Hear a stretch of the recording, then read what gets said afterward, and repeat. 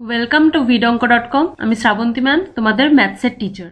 চলো দেখে নিই কি প্রবলেম আছে সলভ করার জন্য। সমাধান করি 3y² - 20 = 160 - 2y²। একটা সমাধান দেওয়া আছে, তো এটা স্টার্ট করলেই আমরা বুঝতে পারবো কিভাবে হবে।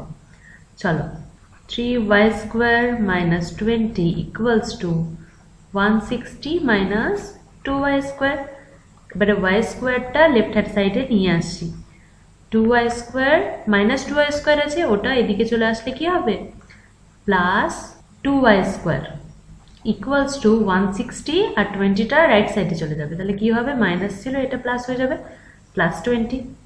তাহলে লেফট হ্যান্ড সাইডে কি রইল, 3 আর 2 5, y² = 0, 6 আর 2 8, 180 মানে 180, বা y² = 180/5।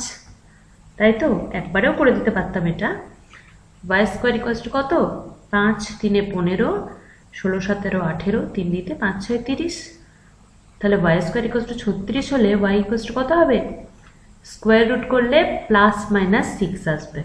y এর দুটো ভ্যালু হবে, একটা +6 আর -6। ঠিক আছে, কেননা বর্গমূল হচ্ছে, বর্গমূল করলে আমরা জানি দুটো আনসার আছে, প্লাস আর মাইনাস।